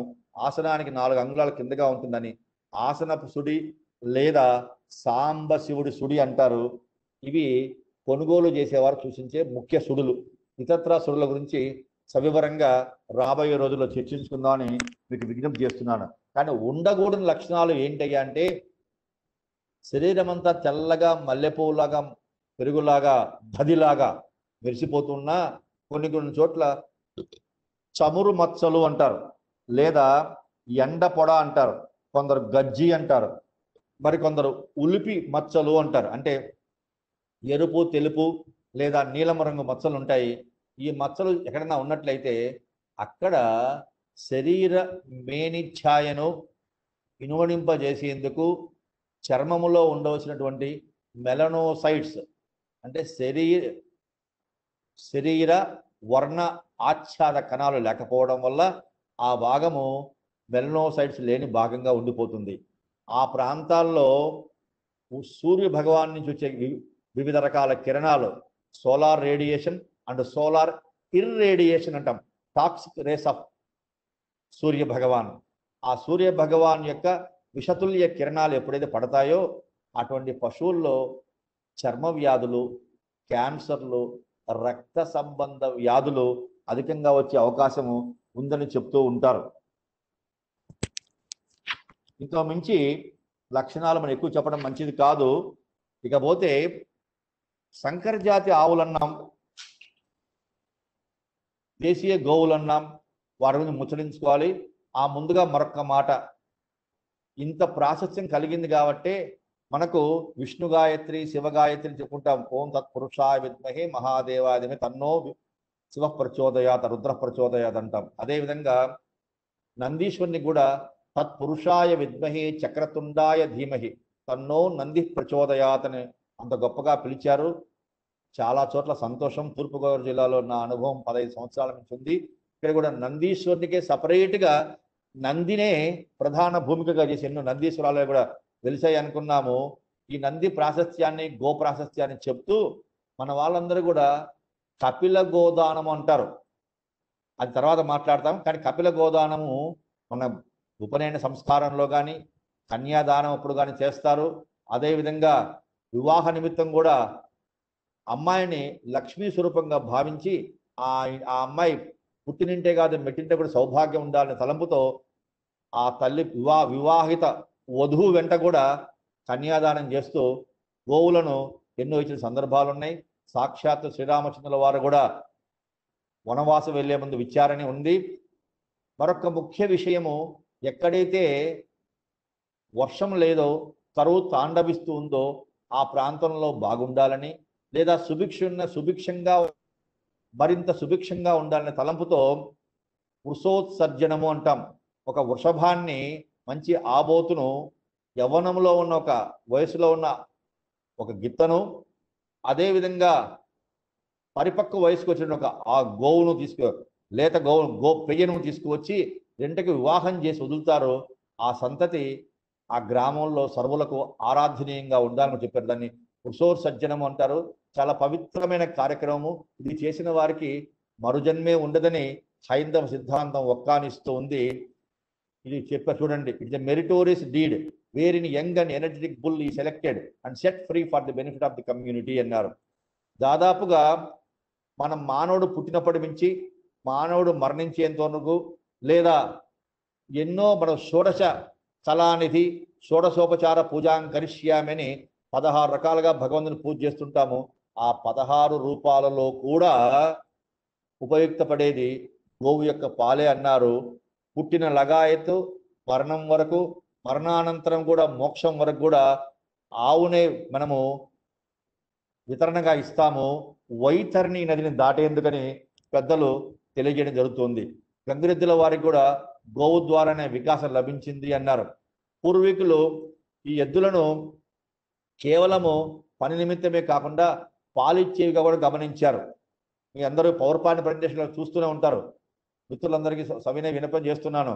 The cows are excellent milkers known to yield 18 quarters. 1 quarter is equal to 0.95 liters అన్నారు. అంటే 18 క్వార్టర్లు అంటే రమారమి 17.5 లీటర్ల పాలు 24 గంటల్లో ఇచ్చినట్టుగా రికార్డు ఉంది. అంతేగా ఆ రోజు రేట్లు కూడా చాలా తక్కువగా ఉన్నాయి. ఇప్పుడు రేట్లన్నీ కూడా చాలా భయంకరంగా గగన రీతుల్లో విహరిస్తున్నాయి. ఆనాడు ఈ యొక్క సంకర ఒంగోలు జాతి ఆవు పాలను మద్రాసు నగరానికి తీసుకువెళ్ళి అనునిత్యము అమ్మి వచ్చేవారని, నెల్లూరు జిల్లా నుంచి దాదాపుగా ప్రతి సంవత్సరము 3000 పాలిచ్చే గోవులను మద్రాసు పాలకులు స్వీకరించి ఆ మద్రాసు నగరవాసుల పాల పిపాసను దాహార్తిని తీర్చేవారని కూడా రికార్డులు పేర్కొంటూ ఉన్నాయి. నేను మనం అనుకున్నట్టుగా డాక్టర్ జాన్ షార్ట్ 1885లో ఈ జాతిని గురించి వర్ణిస్తూ 17 హ్యాండ్స్ ఉన్నారు. హ్యాండ్స్ అంటే పెద్ద 4 వేళ్ల మందం అంట. ఒక్కొక్క వేలు 1 అంగుళం సమానంగా సైన్స్ పేర్కొంటూ ఉంటుంది. 4 వేళ్ళు అంటే 4 అంగుళాలు ఒక బెత్తగా భావిస్తే, 4 ఏళ్ల సమాహారాన్ని భావిస్తే 17 బెత్తలు అన్నట్లయితే 17 నాలుగులు తీసుకున్నా కూడా రమారమి 68 అంగుళాలు వస్తుంది. అంటే ఒంగోలు జాతి గిత్తలు లేదా ఆవుల యొక్క సగటు లేదా అధిక ఎత్తు 68 అంగుళాల వరకు ఉంది అన్నాం. 5 అడుగులు ఈజ్ ఈక్వల్ టు 60 అంగుళాలు. 60 అంగుళాలు కాబట్టి ఆ 60 అంగుళాల పైన 8 అంగుళాలు అని చెప్పన్నారు. కనీసం 64 అంగుళాలు అన్నారు. ఇదే విధానాన్ని ఈనాటికి కూడా ఒంగోలు జాతి ఎద్దులను లేదా ఆవులను కొనుగోలు చేసేటప్పుడు రైతులు ఒక కర్రను పెట్టుకొని, వెదురు కర్ర కానీ మన ముళ్ళు కర్ర కానీ పట్టుకొని వారి చేతి మూరలతో లెక్క వేసి ఆ ఎద్దుని కొలుస్తారు. కారణం ఏంటంటే 5 అడుగుల లోపు ఉన్నటువంటి ఎత్తు కలిగిన జంతువులు వ్యవసాయ ఉపయుక్తము కావు. వాటి శరీర నిర్మాణము వ్యవసాయంలో ఉపయోగించే పొటెన్షియల్ డ్రౌట్ పవర్ను సరిపడదు అని చెప్పని పెద్దలు తేల్చారు. బండలాగా గిత్తలు కూడా కనీసం 62 అంగుళాల పైబడి ఉండాలని పెద్దలు పేర్కొన్నారు. ప్రతి 2 అంగుళాలకు ఒక సైజుగా, ఒకటో సైజు, రెండో సైజు, మూడో బడి అన్నట్టు పిలుస్తూ ఉంటారు. ఏదైనా 70 అంగుళాలు ఉంది అంటే దాన్ని జాక్ పాట్ సైజ్ అని పిలుస్తూ ఉంటారు. ఇవన్నీ కూడా చూడ్డానికి భయంకరమైన ఆకారం కలిగి ఉన్నప్పటికీ కూడా ముచ్చట గొలిపి ముదిమి గొలిపేటువంటి లేత చిన్న పిల్లని యొక్క మనస్సును కలిగి ఉంటాయి. అందుకే మహానంది క్షేత్రంలో కానీ మరో క్షేత్రంలో కానీ ఆవులు ఎద్దులు ఉంటే వాటి కింది నుంచి కూడా పిల్లలు దాటిపోతూ ఉంటారు. అక్కడక్కడ మనం వాట్సాప్లో చూస్తుంటాం. పెద్ద పెద్ద ఏనుగులనే కానీ పెద్ద పెద్ద ఒంగోలు జాతి గిత్తలను కూడా చిన్న పిల్లలు లాక్కొని పోతూ ఉంటాడు. అంటే అది ఎంత సమున్నతంగా ఉన్నా కూడా అన్ని విషయాలు గమనిస్తూ ఉంది. నేను రూపము గాంభీర్యము మేరు పర్వత సమానమే కానీ మనస్సు మాత్రం లలితప్రాయమని, చిన్నపిల్లవాడు సమానమని పేర్కొంటూ ఉంది. ఈ విధంగా ఈ లక్షణాలు మనం ఇందాక అనుకున్నాం. ఇకపోతే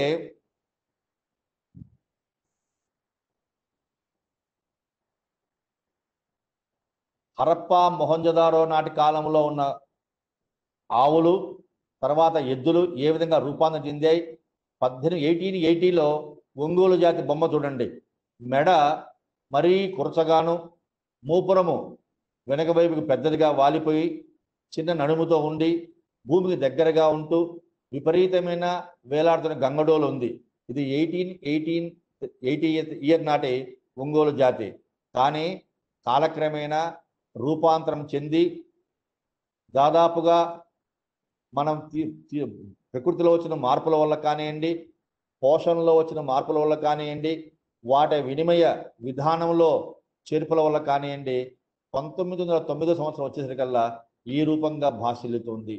ఎత్తు పెరిగింది, నడుం బారి పెరిగింది, కొమ్ములు కూడా హరప్పా మొహంజదారోలో కొడవలు లాంటి పెద్ద కొమ్ములు ఉంటే ఇక్కడ పొట్టి కొమ్ములు వచ్చాయి. కొమ్ములు ముద్ద కొమ్ములుగా ఉంటూ బయటకు చూస్తూ వెనుకకు మరలుంటాయి. కొమ్ముల శాస్త్రం వేరుగా ఉంది. ఇలా చప్పిడి కొమ్ములు లేదా పక్షి కొమ్ములు, ముందు కొమ్ములని రకరకాలుగా ఉన్నాయి. అది మా తర్వాత మనం ముచ్చరించుకుందాం.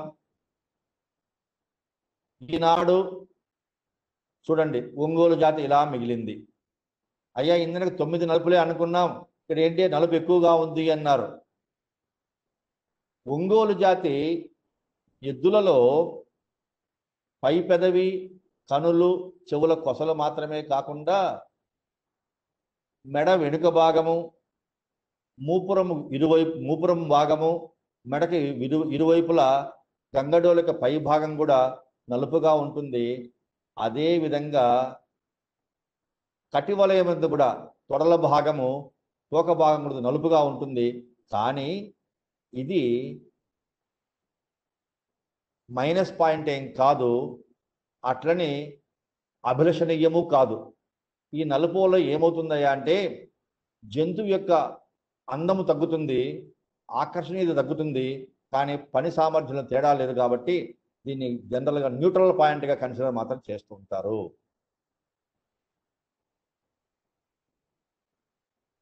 ఈ లక్షణాలన్నీ చూసాం. మనం ఇప్పుడు ఏం అవసరం లేదు, కొద్దిగా ముందుకు వెళ్దాం.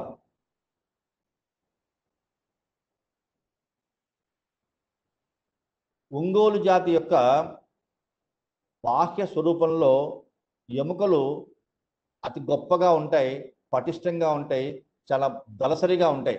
కారణం ఏంటంటే ఈ గుండ్లకమ్మ, పాలేరు, ఆలేరు పరివాహక ప్రాంతాల్లో పండే పంటల్లో కానీ, భూమిలో కానీ క్షేత్రము ఆ నేలలో ఉండేటువంటి కాల్షియము, భాస్వరము మరియు మెగ్నీషియం అనే ధాతువులు పుష్కలంగా లభించడం చేత ఆ ప్రాంతంలో పండే పశుగ్రాసాల ద్వారా, నీటి ద్వారా సదరు ఖనిజములన్నీ కూడా ఈ శరీరంలోకి వెళ్ళి ఎముకల దారుఢ్యతకు మూలకాలుగా ఏర్పడతాయి. సో ఈ ఒంగోలు జాతి ఆవులు లేదా గిత్తలలో ఎముకల దారుఢ్యత, మజిల్ పవర్, బోన్ పవర్ చాలా గొప్పదిగా పేర్కొంటారు ఉంటుంది.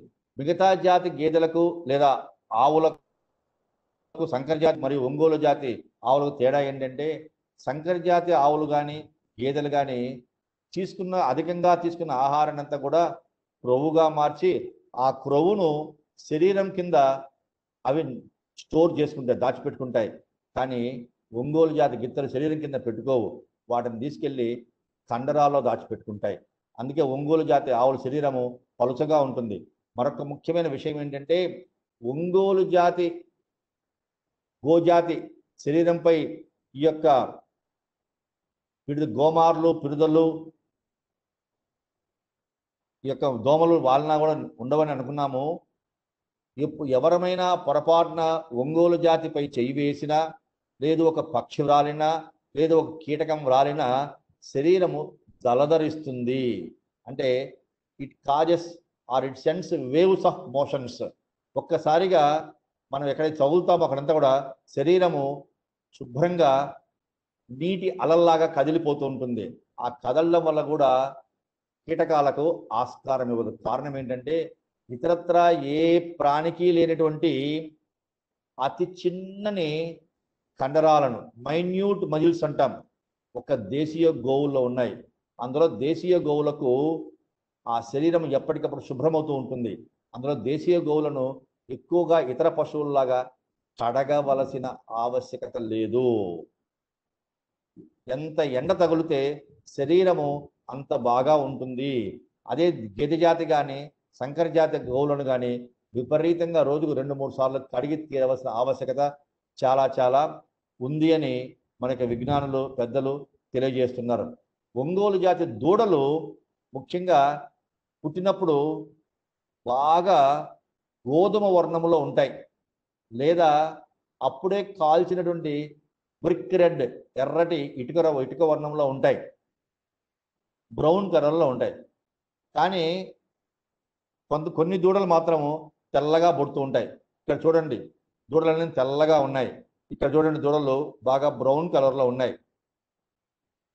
బ్రౌన్ కలర్లో పుట్టినటువంటి దూడలు ఒంగోలు జాతి జన్యువుల యొక్క అనువంశిక మార్పుల వలన పుట్టినది లగాయత్తు 3 నుండి 6 మాసాల వ్యవధి పైబడి అవి కొద్దిగా మనం మోల్టింగ్ అంటాం, ఉన్న వెంట్రుకలన్నీ రాలిపోయి కొత్త వెంట్రుకలు తెల్లగా వచ్చేస్తాయి. ఇందులో ఒక మాట అనుకున్నాం, నవనలుపులు అన్నాం. యుక్త వయసులో ఉండి పునరుత్పత్తి యోగ్యమైన జీవితం ఉన్నంత కాలం కూడా నవనలుపులు ఉంటాయి. ఎప్పుడైతే గిత్తలకు వ్యవసాయాన్ని ఉపయోగిస్తూ విత్తులు నొక్కుట అంటాం, క్యాస్ట్రేషన్ అంటే హార్మోన్ల యొక్క ఉధృతిని తగ్గించడం చేస్తామో అప్పుడు ఆ నలుపంతా కూడా అంతరించిపోయి తెల్లగా కనిపిస్తూ ఉంటాయి. అదేవిధంగా ఈ యొక్క బ్రౌన్ కలర్ అనేది it last for 3 to 6 months and thereafter it vanishes, giving the original marvelous white color to the coat. Brown colour అన్నాం. ఈ తెల్ల కలర్ ఏంటయ్యా అంటే ఒక ఒంగోలు జాతిలోనే 7 రకాలైన అంతర్లీనమైనటువంటి జీన్ వేరియేషన్స్, జన్యుపరమైనటువంటి విభిన్న వర్ణాలు వర్గాలు ఉన్నాయి కాబట్టి ఒక రూపంలో తెల్లటి దూడలను ఇస్తాయి. కానీ రైతాంగము వారి అనుభవాలను మనం ఒక్కసారి reconcile the experiential learning from the former community, it is well understood that those cows which have given white cows are very good yielders rather than the brown cow given mothers. తెల్ల దూడలు ఇచ్చిన ఆవులు మంచి పాలచార కలిగి ఉంటాయని, అటువంటి పాలచార గుణము ఈ యొక్క బ్రౌన్ కలర్ దూడల్లో లేదని అనుభవరీత్యా రైతులు పేర్కొంటూ ఉన్నారు. ఇక పోయినట్లయితే డాట్ పవర్ అనే దాన్ని, ఒక ఎద్దు ఎంత బలాన్ని లాగగలదు, ఎద్దు మెడ యొక్క శక్తి ఎంత, ఆవుకు ఆ శక్తి లేదు, ఆవు బరువులు లాగలేదు, కానీ ఆవు యొక్క సంతానమైన గిత్తలు మాత్రం బాగా లాగుతున్నాయి. ఇది ప్రకృతిలో ఉన్న ఈ వైచిత్రి ఏమిటి, ఎంత బరువు లాగుతుందని ఆంధ్ర యూనివర్సిటీ ఫిజిక్స్ డిపార్ట్మెంట్ వాళ్ళు ఎన్నో ప్రయోగాలు చేయడం జరిగింది. అదేవిధంగా ప్రపంచవ్యాప్తంగా ఎన్నో ప్రయోగాలు చేశారు. అందరూ తెలుసుకుంది ఏంటంటే మెడ పొట్టిగా ఉన్నటువంటి ఒంగోలు జాతి యొక్క సుగుణమే బరువులు అధికంగా లాగేందుకు ఉపయుక్తం అవుతూ ఉంటుంది. దాదాపుగా 1.5 టన్నుల నుంచి 2 టన్నుల బరువు వరకు వయస్సును బట్టి, పోషణను బట్టి, ప్రాంతాన్ని బట్టి, బండ రీతిని బట్టి లాగగలవు అని నిరూపించారు. అందులో భాగంగానే ఒంగోలు జాతి కోడదూడలన్నీ కూడా దేశంలో ఉన్న విభిన్న ప్రాంతాల్లో ఉండే బండలాగుడు పంద్యాలకు విరివిగా వినియోగిస్తుంటారు. అక్కడ ఎముకల బలము, ఎద్దు యొక్క బాహ్య సుగుణాలే మనకు ప్రధానం, కానీ పాల దిగుబడి సామర్థ్యం కాదు. అందువల్ల గిత్తను కొనేటప్పుడు బండలాగే సామర్థ్యం చూసుకోవాలి, ఆవును కొనేటప్పుడు పాల దిగుబడి సామర్థ్యాన్ని చూసుకోవాలి. మన ఆంధ్రప్రదేశ్ రాష్ట్రంలో అతి పెద్ద బండగా పేరు ప్రఖ్యాతులు కాంచి ఎన్నో కాలాల నుంచి నుండి మహనంది బండ అంటారు. నంద్యాల తాలూకా మహనంది దేవస్థానం దగ్గర బండ ఉంటుంది. మహనంది బండ మా ఎద్దు కొట్టింది అంటే పూర్వకాలంలో శాసనాలు వేసేవారట. అంటే అంత గొప్ప మేలుజాతి గిత్తలు కలిగి ఉన్నారని పేర్కొంటారు. దాదాపుగా 3100 కేజీలు 3.1 టన్ వెయిట్ ఉన్నటువంటి బండను అర్ధగంట సమయంలో ఏ జాతి గిత్తలు ఎంత సుదూరంగా లాగుతాయో దాన్ని బట్టి ఆ జాతికి బహుమానము, పారితోషికము వాళ్ళు వితరణ చేసేవారని కూడా పేర్కొంటూ ఉన్నారు. ఇదే విధంగా ఇక్కడ గమనించండి, గతంలో పూర్వీకులు మన ఒంగోలు జాతి గిత్తలు గొప్పవైతే ఒంగోలు జాతి ఆవుల ద్వారా 1918లో 14.1 లీటర్లు, 1936 సంవత్సరంలో 25 లీటర్ల పాల ఉత్పత్తిని గణనీయమైన స్థాయిలో రికార్డ్ లెవెల్లో బాగా ఇచ్చినట్లుగా చింతల దీవి, నెల్లూరు జిల్లా కావలి సమీపంలో కొండాపురం మండలంలో ప్రభుత్వ పశు పరిశోధనా స్థానం ఉంది చింతల దీవి నందు. అక్కడ నుండి ఆవులు ఇచ్చాయని ఈ గణాంకాలు తెలియజేస్తున్నాయి. చాలా recorded performance of the Ongole cattle. ఈనాడు మనము కోడిదూడల పట్ల మక్కువ ఏర్పడి ఆవుల పాలు పిండకపోవడం వల్ల ఒంగోలు జాతి రోజుకు 2.5 లీటర్ల నుంచి పాలు ఇవ్వదు. పాలు పిండడం దండగా దూడలకు వదిలేద్దామనే స్థాయికి వచ్చామంటే we have ignored the milk production potentiality of the Ongole cows. ఇంతేకాకుండా ఈ క్రాస్ బ్రీడింగ్ ప్రోగ్రాం వల్ల కూడా చాలా నష్టపోయినాం. దాదాపు 14 దేశాల్లో ఈ జాతి విస్తరించింది. యూకే, బ్రెజిల్, యుఎస్ఏ నుంచి కూడా ఇతర దేశాలకు వెళ్ళిపోయింది. దాదాపుగా 1850 నుంచి 1963 వరకు కూడా ఒక 100 సంవత్సరాల వ్యవధిలో 6230 ఆవులను తీసుకెళ్లారు. ఈ యొక్క 100 సంవత్సరాల కాలంలో వారు పునరుత్పత్తి యోగ్యమైన మరియు ఎంపిక చేయబడిన అటు పని స్థాయి పాల ఉత్పత్తి సామర్థ్యం కలిగినటువంటి వివిధ గోజాతుల ద్వారా ఉత్పత్తి చేసి ఈనాడు ప్రపంచంలోనే అత్యధిక పాల దిగుబడి ఉన్నటువంటి ఒంగోలు జాతి ఆవులు బ్రెజిల్లో ఉన్నాయి. దాదాపుగా గిర్రావు రోజుకు సగటున 60 కేజీల పాల ఉత్పత్తిని, ఒంగోలు జాతి ఆవు 40 కేజీల పాల ఉత్పత్తిని బ్రెజిల్లో ఇస్తున్నట్టుగా మన వారు ఇటీవల ఆంధ్రప్రదేశ్ సాంకేతిక బృందం బ్రెజిల్ వెళ్ళొచ్చి నిరూపణ చేశారు. 1965 సంవత్సరంలో ఒంగోలు ఆనాటి గుంటూరు జిల్లా ఒంగోలు తాలూకా కరవది గ్రామం నుంచి పావులూరు హనుమయ్య, పోలవరపు హనుమయ్య గారి ఇత్తను ఆనాడు ₹1,00,000 చెల్లించి ఆనాడు ప్రధానమంత్రి జవహర్లాల్ నెహ్రూ గారి ద్వారా బ్రెజిల్ తీసుకెళ్లడం జరిగింది. అది మన రాష్ట్ర ఖ్యాతిని కాపాడిందే కానీ బ్రెజిల్ వెళ్ళిన 10 సంవత్సరాల వయసులో దాని యొక్క వీర్యం ద్వారా 50,000 కావుసునిచ్చింది. అందులో సగం మగవిపోయినా సగం ఆడవైనా కూడా తద్వారా కూడా బ్రెజిల్ ఆర్థిక వ్యవస్థను శాసించే స్థాయికి ఎదిగాయి. నిన్న అనుకున్నాం ఒంగోలు, గిర్, కృష్ణ వ్యాలీ మరియు రెడ్ సింధీ జాతులను తీసుకువెళ్ళారు. వారు అక్కడ ఎన్నో జాతులు ఉత్పత్తి చేశారన్నాము. మన దేశవాళీ గోవుల ద్వారా మన దేశవాళీ గోవులనే సంకరణం చేయడం ద్వారా కానీ ఆ దేశపు గోవులతో సంకరణం చేయడం ద్వారా కానీ వివిధ జాతులను పుట్టించారు. చూడండి, ఇది ఆ దేశంలో ఉత్పత్తి చేసినటువంటి పోల్డ్ నెల్లూరు అన్నాడు. పోల్డ్ అంటే కొమ్ములు లేకుండా ఉండడం. ఈ నెల్లూరు జాతి ఒంగోలు జాతిని ఈ విధంగా రూపాంతరం చేశారు. కొమ్ములు లేకుండా చేశారు. కొమ్ములు లేని మూపరం తగ్గించారు, కానీ వర్ణం పెంచారు. ఆకర్షణ తోక చిన్నదిగా ఉత్పత్తి చేశారు. సెలెక్టివ్ బ్రీడింగ్ ప్రాసెస్ ద్వారా వచ్చింది. అదేవిధంగా this another breed red Ongole ఇలా పిలువబడుతుంది. నెల్లూరు స్పాటెడ్ బ్లాక్ అన్నారు. నెల్లూరు ఒంగోలు అంటే నెల్లూరు అన్నా ఒంగోలు అన్నా ఒకటే. దీనిని మరొక జాతితో కలిపి వారు ఈ విధంగా ఉత్పత్తి చేశారు. ఇది కూడా నెల్లూరు ఎల్లో అంటే ఒంగోలు జాతిని మూలకంగా పెట్టుకొని వారు, నా ఉద్దేశంలో ఇది రెడ్ సింధీ క్రాస్గా భావిస్తున్నాను. అలా మూపురం పెద్దదిగా చూడండి ఉత్పత్తి చేశారు. ఇక్కడ చూడండి, రెడ్ సింధీని పెట్టుకొని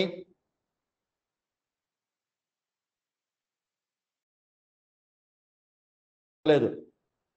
ఇండియాలో ఉండే వివిధ దేశ జాతులతో కూడా వివిధ గోజాతులతో సంకరం చేసిన ఒంగోలును ప్రధానంగా పెట్టుకొని మరొక జాతిని మాత్రం వాళ్ళు కలుపుతూ వచ్చారు. ఇది కూడా నెల్లూరు స్పెకిల్డ్ అన్నారు. తెలుపు మరియు నలుపు మచ్చలతో వచ్చింది. ఇక్కడ బ్రెజిల్ వారి యొక్క చిహ్నం కనిపిస్తుంది చూడండి. త్రికోణాకారంలో ఉండి 2 కొమ్ములు ఉన్నాయి. అంటే గర్భసంచి యొక్క ఆకారం అది. ఇది తబపు అన్నారు. అంటే ఒంగోలే ఈ మూపురము నలుపు ఉన్నాయి, కానీ ఫేస్ మాత్రం మంది కాదు, మన జాతి కాదు. దీన్ని ఇండో బ్రెజిల్ అన్నారు. చెవులు మాత్రము, ఈ చెవులు చూడగానే మీరందరూ కూడా గుర్తించుంటారు. గిర్ గోజాతి యొక్క ప్రముఖ లక్షణము దాదాపు అడుగు పైబడి పొడవున్నటువంటి మామిడి పిండి ఆకారం నుండి ఈ చెవులు ఉంటాయి. ఈ చెవులను గిర్కు మన ఒంగోలు కలిపి వచ్చింది బ్రాహ్మిన్ అన్నాము. అలానే బ్రెజిల్లో ఉండే జాతికి నెల్లూరు కలిపి వచ్చింది ఇండో బ్రెజిల్. ఇది బ్రాహ్మిన్ బుల్ అన్నాం. ఈ బ్రాహ్మిన్ బుల్లే గిర్ తండ్రిగాను ఒంగోలు తల్లిగాను భావించి సంకరం చేస్తే పుట్టింది ఇది బ్రాహ్మిన్ బుల్లు. కేవలం మాంసం కోసం మాత్రం దీన్ని బాగా వాడతారు. ఒంగోలు ముఖము, గిర్ కొమ్ములు ఉన్నాయి, గిర్ చెవులు వచ్చాయి. ఇది ఇప్పుడే అనుకున్నాం, బ్రెజిల్ ఆర్థిక వ్యవస్థను మారుస్తూ ఉందని. దాదాపుగా ముఖ్య విషయం గమనించాలి, బ్రెజిల్లో మాంసానికి ఈ గోజాతిని వాడుతున్నప్పటికీ కూడా వారు ఎలాంటి సాగర ఉత్పత్తులను వారి ఆవులకు లేదా ఎద్దులకు మేపడం లేదు. సాగర ఉత్పత్తులు అంటే రొయ్య పొట్టు, చేపల పొట్టు, ఇతర క్రిమికీటకాల పొట్టులను మనం మేపుతూ ఉంటాం. ఆ మేపడం వల్ల పిఎస్ఈ బొవైన్ స్పాంజియోఫామ్ ఎన్సెఫలైటిస్ అంటే మెదడు వాపు వ్యాధి, మన భాషల్లో జపనీస్ ఎన్సెఫలైటిస్ అని కూడా పిలుస్తుంటాం. మనుషులలో ఇటువంటి వ్యాధి వచ్చే అవకాశం లేదు. కేవలం అవి పచ్చిక బయళ్ళ మీదనే మాత్రమే మేస్తూ ఉన్నాయి. దాదాపుగా యుఎస్ఏ, ఆస్ట్రేలియా, యూకే, అక్కడి నుంచి చాలా దేశాలు Mexico, Colombia, Bolivia, Peru, Argentina, Uruguay, Paraguay, Chile, like that so many countries have taken the Ongole breed. Ongole breed performance అతి శీతలంలో అతి ఉష్ణంలో ఉంటుంది కాబట్టి అన్ని దేశాల వారికి అది ఆరాధ్యనీయమై అభిలషణీయంగా భాసిల్లుతూ ఉంది. ఇంతేకాకుండా ఈ జంతు యొక్క ఎత్తు, పొడవు బయోమెట్రీ ఉంది. అదంత ప్రాముఖ్యత కాదనుకుంటాను. NBAGR national bureau of animal genetic resources వారు చేసిన రీసెర్చ్ ద్వారా మన యొక్క కాంపోజిట్ స్టేట్ ఆనాటి ఆంధ్రప్రదేశ్లో కేవలము 1,15,000 ఒంగోలు జాతి ఆవులు మాత్రమే 2013 నాటికి ఉన్నాయని తెలిపింది. అంతకని చాలా సిగ్గుచేటు, బాధాకరం. ఇకపోతే మరొక మాట, ఈ దేశీయ గోవుల వల్ల ఈరోజు సమయాభావం అయింది కాబట్టి ఇక్కడితో ముగించేందుకు ఉపక్రమిస్తున్నాను. మిగిలిన భాగాన్ని సోమవారం ముచ్చటించుకుందాం. సంకరజాతి ఆవులకు, దేశీయ గోవులకు ఉన్నటువంటి విభిన్న తారతమ్యాలు, అప్పుడు ఈ గోవుల యొక్క పోషణ, గృహవసతి, పునరుత్పత్తి యాజమాన్యము, పాలు, పెరుగు, నెయ్యి ప్రాముఖ్యత, మరియు గోమయము, గోమూత్రం యొక్క విలువ జోడింపు, వాల్యుయేషన్ అనే విషయాల మీద మనం రాబోయే వారంలో చర్చించుకుంటున్నామని తెలియజేస్తూ, సహనశీలురై ఈ ఉపన్యాసాన్ని విన్నందుకు ధన్యవాదాలు, కృతజ్ఞతలు తెలియజేస్తూ సెలవు. ధన్యవాదాలు విజయ్ కుమార్ గారు, శని గారు. సార్ నమస్కారం. నమస్కారం. చాలా చక్కగా చెప్పారు అన్ని విషయాలు. ఒంగోలు అసలు మన ఆంధ్రదేశానికి ఇలా ఒక వెన్ను తెచ్చింది, అసలు ఎందుకు ఉండాలనేది, ఇవాళ మనకెంత అవసరం దాంతో అన్నది ఇది చూసిన తర్వాత చాలా మంది నేను ఉత్సాహపడి తీసుకుంటారని, పోషిస్తారని ఆశిస్తాం.